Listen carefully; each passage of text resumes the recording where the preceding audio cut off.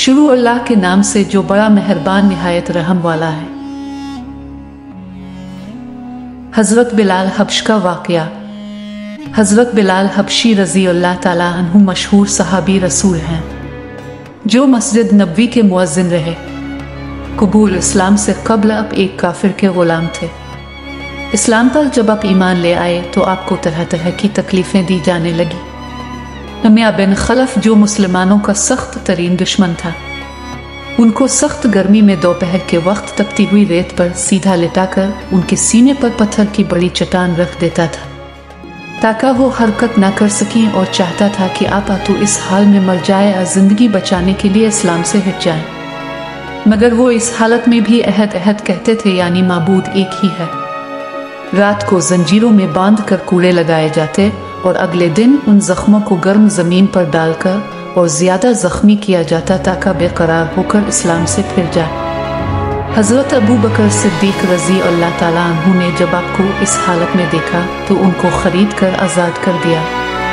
चूँकि अरब के बुत परस्त अपने बुतों को भी माबूद कहते थे, इसलिए इनके मुकाबले में इस्लाम की तालीम तौहीद की थी, जिसकी वजह से हज़रत बिलाल रज़ी अल्लाह ताला अन्हु की ज़बान पर एक ही कलमे का विर्द था।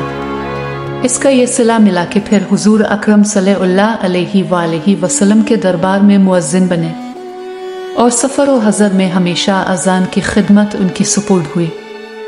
हुजूर सल्लल्लाहु अलैहि वसल्लम के विसाल के बाद मदीना तैयबा में रहना और हुजूर सल्लल्लाहु अलैहि वसल्लम की जगह को खाली देखना मुश्किल हो गया, तो अपने इरादा किया कि अपनी ज़िंदगी के जितने दिन हैं जिहाद में गुजार दूं।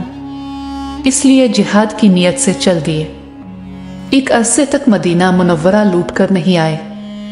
एक मर्तबा हुजूर सल्लल्लाहु अलैहि वसल्लम की ख्वाब में ज़ियारत की। अब सल्लल्लाहु अलैहि वसल्लम ने फरमाया कि बिलाल ये किया ज़ुल्म है, हमारे पास कभी नहीं आते। तो आँख खिलने पर मदीना तैयबा हाजिर हो गए।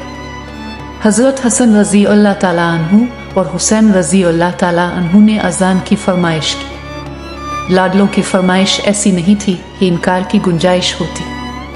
जब आपने अज़ान कहना शुरू की तो मदीने में हुजूर सल्लल्लाहु अलैहि वसल्लम के ज़माने की अज़ान कानों सुनकर कोहराम मच गया।